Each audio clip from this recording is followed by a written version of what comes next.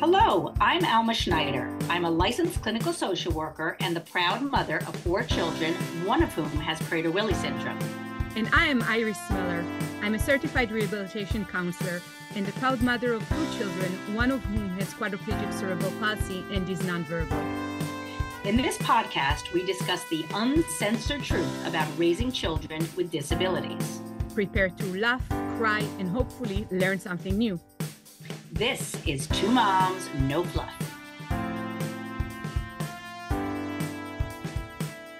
Hello, everyone, and welcome to Two Moms, No Fluff, the podcast where we discuss the uncensored truth about raising children with disabilities. Welcome. If you are a veteran listening to us, thank you so much for returning. And if you're new, welcome to you as well. And we hope you'll stick around and listen to our other episodes. Please remember that if you like what you hear, give us a 5-star review so that other people can be exposed to our content. So we're going to get started today. I'm here with my wonderful partner, Iris Miller, and she's going to introduce our guest today. Iris, take it away. Hello, Alma. Thank you for everybody who joined us today. Today we have an interesting topic. We're talking about our adult children and how we can help them and support them in facilitating relationship and intimacy with other people. And we have a special guest speaker today, and we are very pleased to have Joseph Kaiser with us, and looking forward, Joseph, to you introducing yourself to our listeners. Iris and Alma, thank you for having me. Very nice to be here. Thank you. Thank you. Yeah, let me tell you a little bit about myself. I work primarily with couples, more specifically with neurodiverse couples, where that is where one partner may be on the spectrum or have ADHD or dyslexia or possibly any other neurodevelopmental differences. And usually these relationships come to me with, initially with this challenge of communication, which is, as we know, is just foundational to all relationships. That's right. But the underlying challenge for them is a disconnection, you know. And we can talk a little bit more about, what that means and what that looks like. But so they come in, one partner is usually reaching out to me, and it's oftentimes the neurotypical partner. So the neurotypical partner can oftentimes feel this disconnection first, this need, this longing for connection that they feel they've lost. Oftentimes the neurodiverse partner can feel like they're okay with the pattern, as long as it's not as long as the communication pattern is not too toxic. So just in a nutshell, that's what I do, and kind of that's how I start with my clients. All right. So you're a licensed marriage and family therapist. Yes. And how did you get into this particular niche? Yeah. Well, it's interesting. In college, I was a psychology major, and I was very interested in psychology and people and relationships. But I also had the creative bug, which anyone who's creative, it is kind of a virus. You just got to work through it. And virus in a good way. Yes. And I thought about grad school, but my parents said, well, if you want to go to grad school, you're gonna have to pay for it yourself.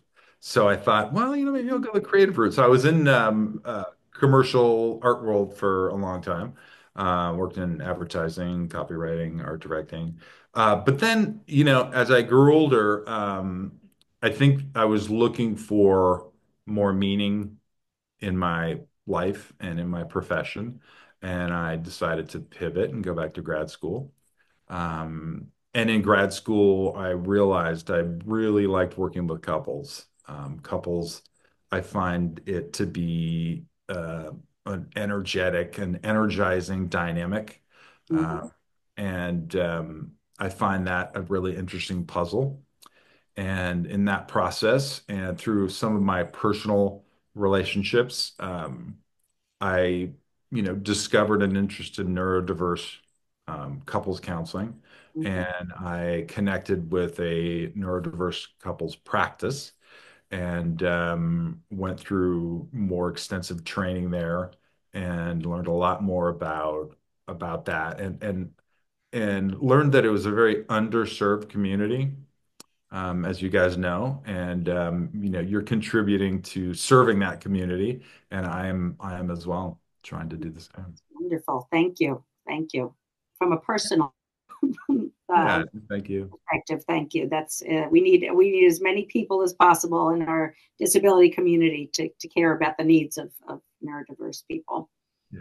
Joseph, I can share that many of the parents that we communicate with have this huge fear about their children's adult life and how Mm, it look like in terms of the ability to be in a relationship, to create intimacy with another person. Uh, I want to ask you how do you think parents can facilitate and support that ability in their children with disabilities? yeah.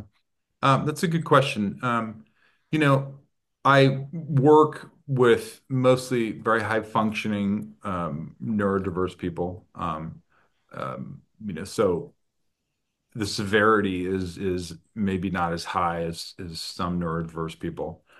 So I often have partners who are software engineers, mechanical engineers, a lot of Silicon Valley people. Mhm. But with regards to your question, I think that I think communicating, here's the challenge with neurodiverse people, is they have a possibly a very predictable environment, safe, predictable environment in their family. Now, um, hopefully that family is nurturing and protective. But what happens is then when they get out into the world and live independently, and maybe hopefully get into a relationship, they start to feel this kind of relationship, almost small t trauma, right? And usually there's a cycle to it, but I think what we can do, hopefully, to help parents is to introduce them to, what that cycle looks like, right? Possibly help their children learn what to expect. And I could talk a little bit about that kind of Please cycle. Yeah, do. I'd love Yeah, some specifics just to get a better handle on what that looks like. yeah, absolutely. So when the neurodiverse partner, and let's maybe put a more of an emphasis on autistic Hmm. people. When they get out into, the regular world, it's a neurotypical world, Hmm. right? So they're faced with the challenge, the unintended, really daily pressures of being in a neurotypical world, right? Um, and with regards to relationships, being having neurotypical expectations from their partner, right? They feel like they have to fit in, they feel like they have to socialize in a certain way to a certain extent. Um, and this can really um, this can really push them into kind of, what I call the level one coping, where they find themselves having to mask, right? You know, really kind of almost play a character. Hmm. Not really a character, but try to ascribe, to what they believe is a neurotypical person. Um, and I think this is another area where parents can talk to their children about what masking means, um, and that they don't necessarily have to mask if they don't want to mask, right? And that, along the way, they can find their community, right? They can be in a neurodiverse relationship with a neurotypical person, but they can also find their community, learn a little bit more, share a little bit more, bond a little bit more with other neurodiverse people about their relationships. So I think that's very helpful for them. So, this phase, this level one coping of them having to mask, can be really challenging and can lead to a genuine fatigue. It can lead to physical fatigue, a lot of internalized stress, Hmm. affect their sleep, right? It can start to affect their relationships. And, I'll talk a little bit more in a minute about that. Um, there, there's this, kind of, I'm not sure if you've read much about it, but just this basic spoon theory, right? Where particularly people on the spectrum just have X amount of spoons for the day, right? Finite amount of spoons. And once they run out of spoons, that can also lead to, of some form of meltdown, right? Mhm.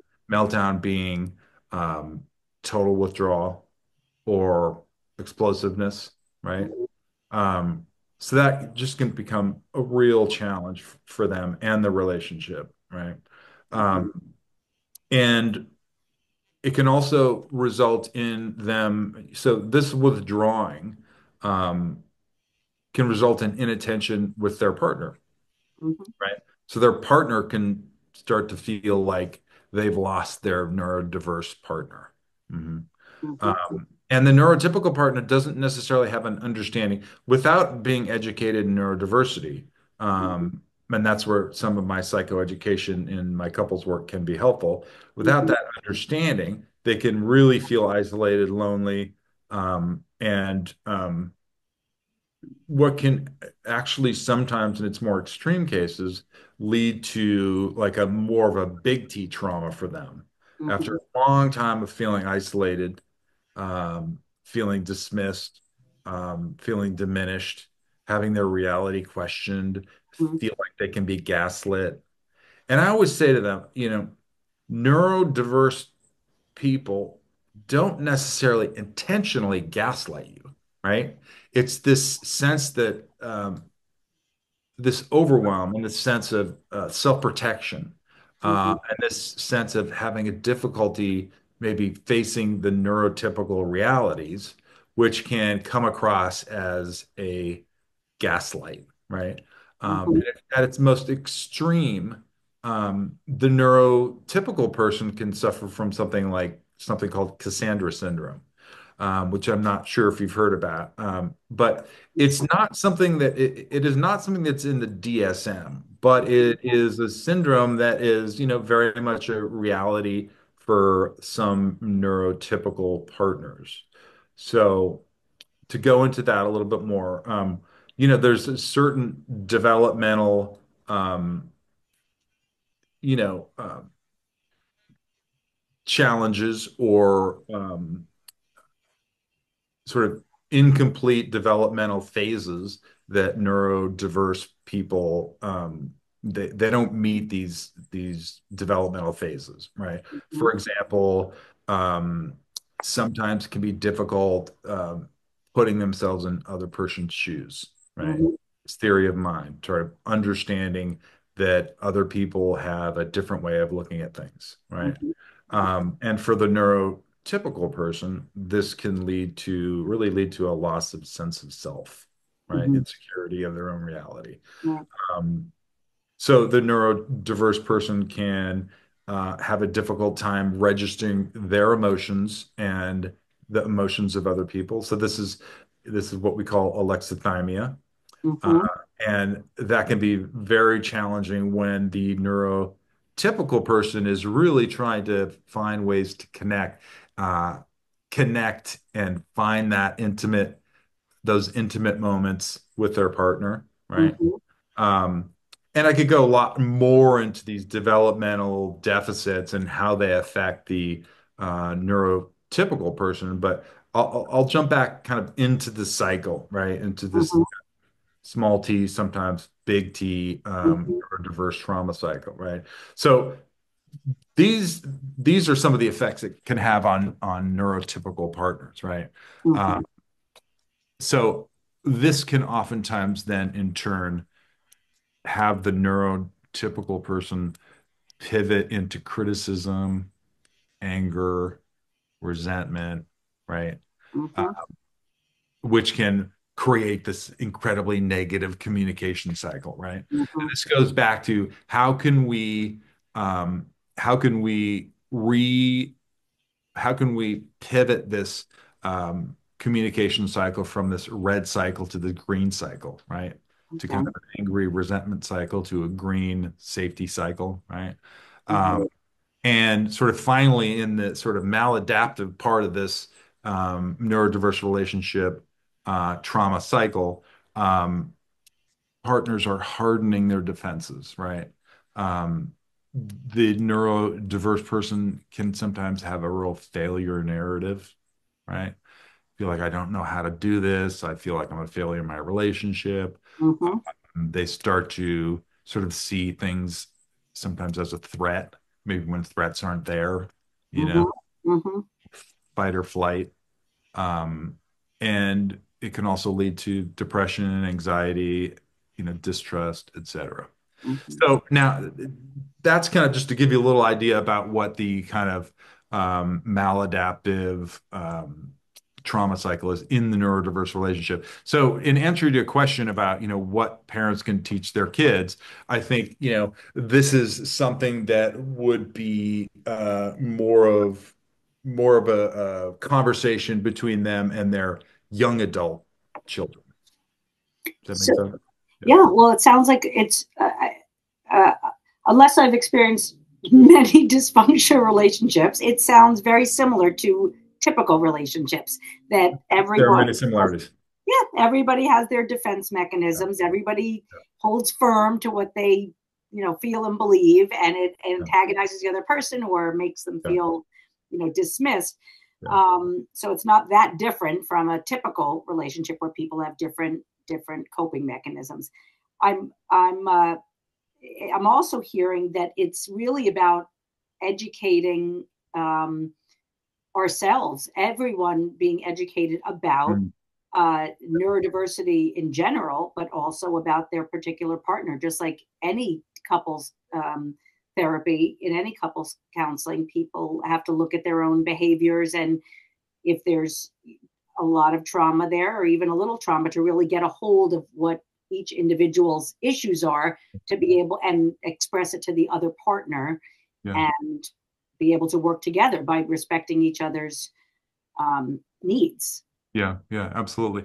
And to be clear, all relationships are on a spectrum, Yes. right? And some of these relationships fall within more of a criteria that meets like say a DSM kind of definition of what neurodiverse is, right? Mm-hmm. I do a lot of assessments, and one thing that I find is there may be a partner in a neurodiverse relationship um, that has many traits of someone who's on the spectrum, and Mm-hmm. the neurotypical partner will reach out and say, I've tried so hard. I've had such a hard time in these areas. I don't know what else to do. Um, and they really, really want a diagnosis. Mm-hmm. And oftentimes, they've done their research. They know that they're going to find that their partner is neurodiverse, right? But sometimes partners will come in and they just don't meet all the criteria. Mm-hmm. And it can be really hard on the neurotypical partner. Mm-hmm. They want so much to have an explanation. Uh, Yes. but what I try to tell them is you know you have to meet five of the seven criteria, five of the seven traits in DSM to meet the criteria, full criteria of being on the spectrum, right? Mm-hmm. But you may meet four, Mm-hmm. right? And those four things are very real. And I try Yes. to emphasize to them, you know what? All the tools that we can work on in neurodiverse couples therapy will be just as useful as if Yeah. you got a diagnosis. Yeah. You don't need the label to be more productive and to, to work towards something. Yeah. Yeah, absolutely. Absolutely. I feel like that spoon method that you just reminded us earlier of. I heard about it a couple of times, and it was mentioned as a chip method that each person wakes up in the morning with a certain amount of chips, and Right. they need to Yeah. basically be introspective enough to have the feeling and the sensation that they're running out of chips, and now they need the help of the family member, the partner, Yeah. or just to know to retreat to maybe their bedroom or wherever they can recharge and Yeah. refill their engine. Yeah. How can parents help their children whether they're young adults or teenagers or even younger, how can they help their children learn that skill and because it's so useful to so many different situations. Do you have any recommendations about that?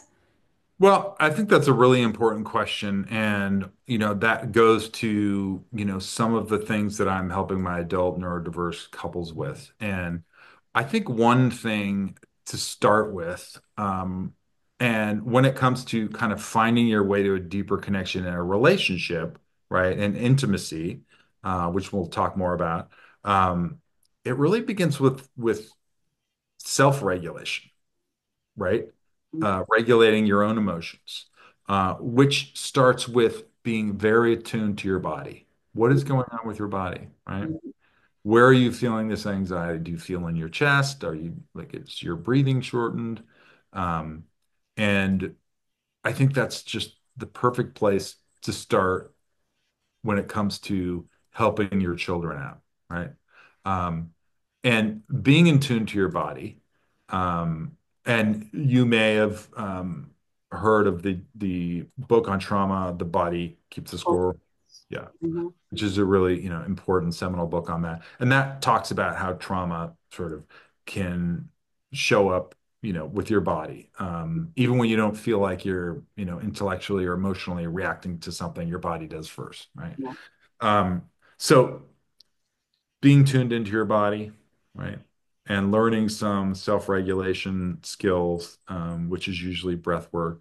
Sometimes it's really when you come home from school or when you come home from work, um, you know, decompression time is so important for people on the spectrum and people with ADHD, right? Mhm. Um, and I can't tell you how many couples I've worked with where just that little pivot has Mhm. helped so much, right? You Yeah. come home from a full day, you're not counting your spoons. You don't realize that you're just about to run out. You think you can do everything. Mhm. Usually these high functioning, neurodiverse people are really successful. So they're, but they come home and they take the It's mask 11 off, o'clock. right? They Mhm. take the mask off and their partner is left with someone who may be possibly in a meltdown or a shutdown, right? Mhm. And that little pivot, just so helping their kids understand that, um, decompression, um, mindfulness about what's going on in their body is going to be a tool that's going to help them throughout their lives. Yeah. So it sounds like being self-aware, being Yes. educated, being self-aware, and being open about what your needs are, Yeah. or being helped to be able Yeah. to express what your needs are is really going to make a big difference. And I think you make a great point there about needs. That can be a challenge for people who are on the spectrum Mm. or people even with ADHD. Mhm. Is that it's difficult to identify sometimes. They have a difficult time identifying their needs. Mhm. And being able to communicate those needs to your partner is really so helpful for a healthy, relationship. Um, But that's and where the therapy comes in, right? Being able to suss that out and then talk about it in a safe space. yeah, yeah, absolutely. And that's where I come in. Yeah. That's where I come in to help couples. It starts in our sessions. Like Mhm. I want to create a safe place for them to communicate their needs, um, Mhm. restructure that communication so they feel safe, Mhm. you know, uh, sharing their needs, and hopefully getting to a place where um, we can create some vulnerability between the partners, you know. Mhm. And as you guys probably know, vulnerability is so important for intimacy. You know, Yes. that's really, part of a deeper definition of intimacy, right? Mhm. Being open, sharing your deepest feelings with someone you feel, safe and compelled to do so with, right? Mhm. Developing that sense of trust with your partner. Um, that even if you make a mistake or um, if you share with them um, some pain or some trauma from your youth or some deep insecurity, if you give them that fragile nest with the little egg in it, you don't want them to drop it, right? Yeah. Uh, so that trust that they're not going to drop it, they're going to nurture it, right? They're going to protect it. The sense of acceptance, Hmm. that is intimacy, Yeah. except being seen, Hmm. being able to communicate, in a co-regulating way as well. And I try to teach partners that, you know, part of the responsibility for their mental health is their individual self-regulation, but when you're in a relationship, you can be partly responsible for each other's emotional regulation, right? Hmm. That's when we can talk a little bit about differentiation, Hmm. where, some partners who are neurodiverse can feel like they have to meet every single need of the neurotypical partner, right? And thusly kind of become enmeshed with that partner. Hmm. And the difficulty with identifying their needs and the pursuit of meeting the needs of their partner, sort of they kind of start to lose sight of themselves, right? And the Hmm. relationship can be so entwined they don't know where they begin and their partner ends or Hmm. begins, right? Hmm. So the ideal being a kind of, and I'm making if for those of you who are just listening, I'm making a demonstration with my hands where there's just a little overlap, right? A healthy overlap, right? Hmm. We can, create those boundaries where boundaries make it possible for me to care for myself and my partner. Yeah. And this sounds like it might be a lot more difficult when you have two people. We're talking a lot about couples where one person is neurodiverse and the other Yeah. one isn't. So Yes. when you have both people who Mhm. are neurodiverse, um, that it's doable, but it sounds like it's maybe even, it's more challenging to be able to express what the needs are and to meet the other's needs and be able to be your own independent person. Yes, absolutely. But it's Absolutely. doable. It is doable, correct? It, To be in a it, it is doable. It is doable. And I say to my couples, it's a process, yeah. Mhm. and I don't make a promise that it's going to be something that's going to be fixed in 6 sessions or 10 sessions, right? Mhm. It's a process, and they'll tell me when things are working and things are better, Mhm. right? And hopefully they can, graduate, I put in air quotes, Mhm. um, on their own terms, you Mhm. know? Yeah. I have a last question for you, Joseph. Do you think that a good recommendation for parents, if their children who are neurodivergent are in a relationship, would the recommendation be seek professional help just to support that beautiful thing from the beginning, or wait until there is a crisis? The latter. Absolutely the latter. Before the I crisis. absolutely. I love getting couples, you know, before they're in DEFCON 1, right? It's so crucial. There's so much more possibility for growth and trust and deeper connection and intimacy, right? If they come in and their defenses are up and their criticism and stonewalling and they're using all the like maladaptive sort of coping mechanisms that develop after, years of resentment and mistrust, it's much more difficult. So early on, absolutely. I even recommend pre-marriage counseling, and I think pre-marriage counseling would be helpful, particularly for neurodiverse couples, because it's a unique set of characteristics in that kind of relationship. Well, I believe that everyone should have premarital counseling I before, agree. no matter if they're I agree. neurodivergent or neurotypical. I Um, agree. I just wanted to know a little bit more about if you had anything more to say about um, intimacy and um, that may be different from that is neurotypical, whether it's sexual intimacy or emotional intimacy. Is there anything that we haven't discussed that you think is important to know, Yeah, work on? yeah. I'm glad you asked. One thing. This is my virtual emotional support animal here. Okay. Um, Sweet. one thing, I'm glad you asked that question because there are specific things that neurodiverse partners and neurotypical partners can engage in that can really help to develop a closer connection or reconnect them, right? Mm-hmm. One of them is clear and direct communication, right? Mm-hmm. Partners can get to this place where, a neurotypical, neurodiverse, they can say, well, you should know that by now, right? Mm-hmm. Intuit that this is what I want. Mm-hmm. Um, and this goes for all couples, right? Yes. Just because you've been with someone for a long time doesn't mean, you know exactly when and how. You can start to overlook those things or take for granted uh, Mm-hmm. those things. One thing I do in my work is I have each partner write down a love list, right? So I say, write down 10 things, 10 to 20 things that make you feel loved. Mm-hmm. Such a helpful list. You would be surprised. Uh, Yeah. and oftentimes in the sessions, partner will say, I didn't realize you liked that. Mm-hmm. I didn't realize how meaningful that was to you, right? Mm-hmm. And it can be all kinds of things. It can be, I feel love when you make me a coffee in the morning and kiss me on the forehead. Mm-hmm. That's all. Yeah. I feel loved when you ask follow-up questions when I share my day. Mm-hmm.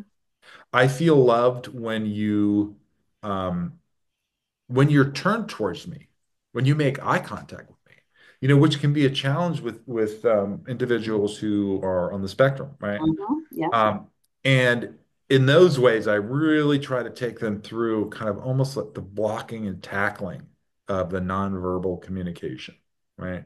Um, and we'll do that experientially in our sessions. We'll have partners turn to each other. Mm-hmm. Um, now, sometimes it can be overwhelming for someone who's on the spectrum, Mm-hmm. and we have to be in tune to that, right? Mm-hmm. And that's where they can sort of identify their limitations with their neurotypical partner, and Mm-hmm. that understanding can Right. build some compassion, right? Yeah. Like I don't want to look at you, or I can only look at you for a couple of seconds with eye Yeah, contact because yeah. it's uncomfortable. Mm-hmm. And it can become more difficult when each partner is activated, right?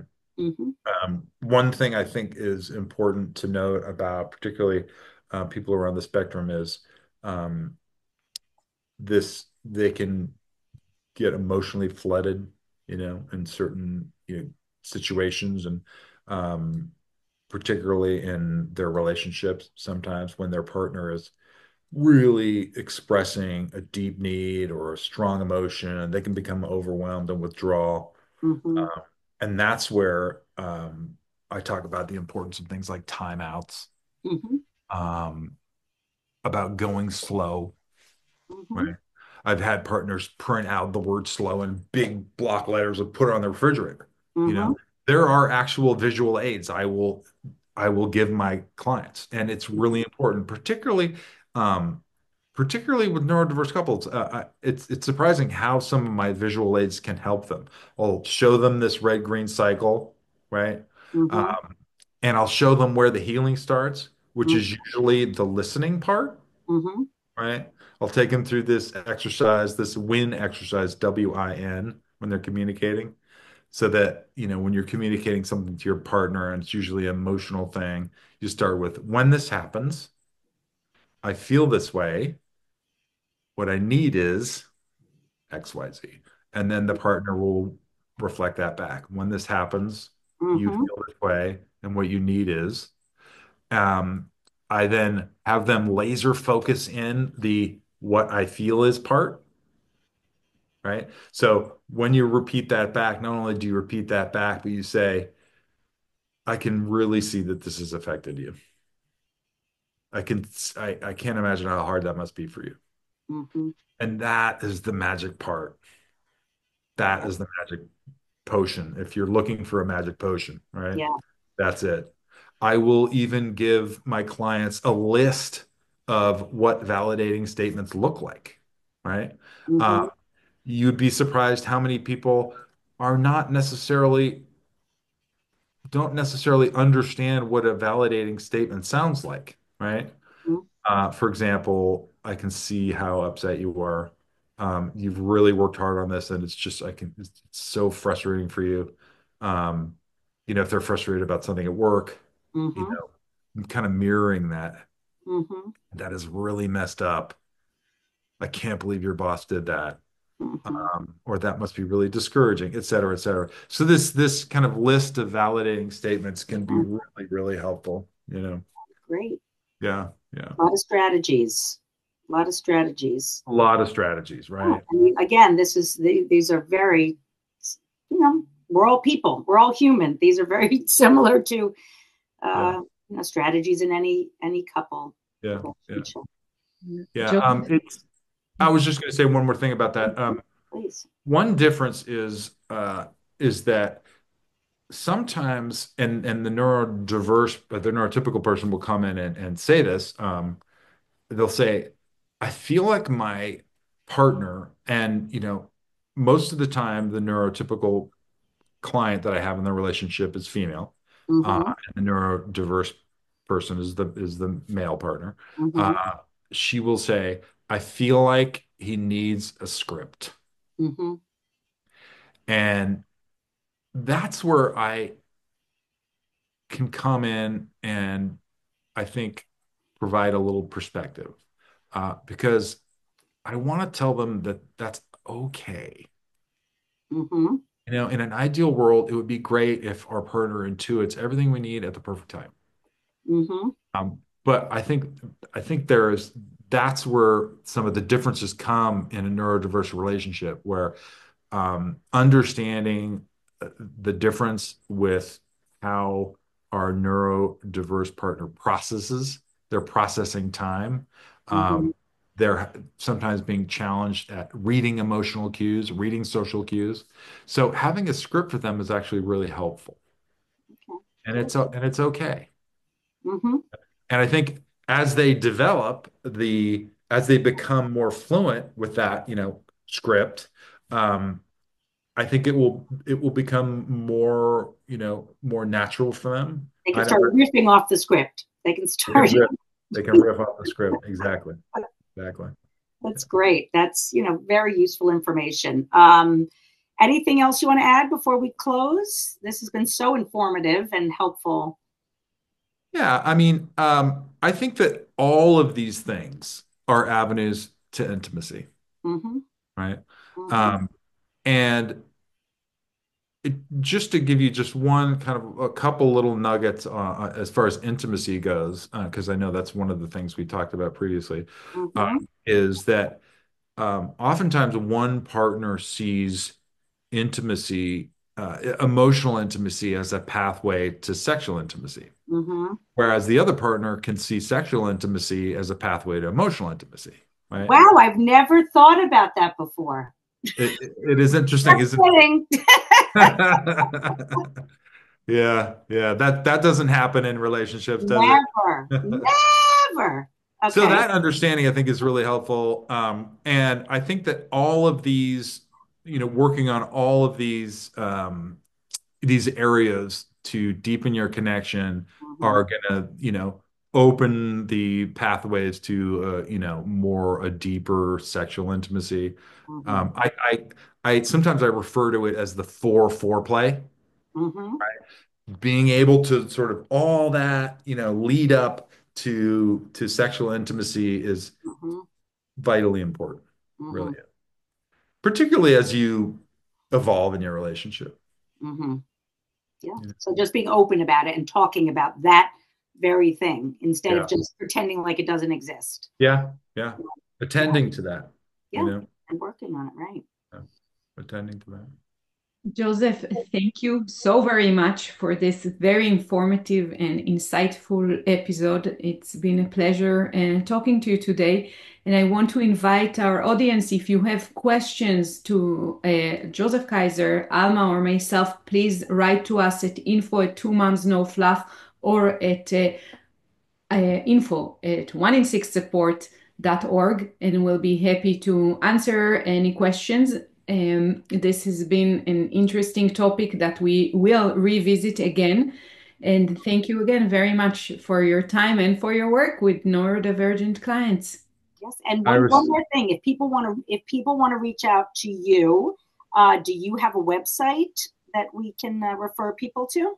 Yeah, my website is togetherdiverse.com. Okay. Togetherdiverse.com. Wonderful. A lot of information, I can share with you there if you want to reach out to me. And anytime, I'm open to a consult. Anybody who wants to discuss what's going on in their relationship and see if there's a way I can help, absolutely reach out. Wonderful. Thank you so much. And we hope to speak again. Thank you both. Thank you. Thank you. For more information, please go to www.twomomsnofluff.com. Thank you. If you like this podcast, please subscribe and give it a 5-star rating so more people can hear it. Thank you.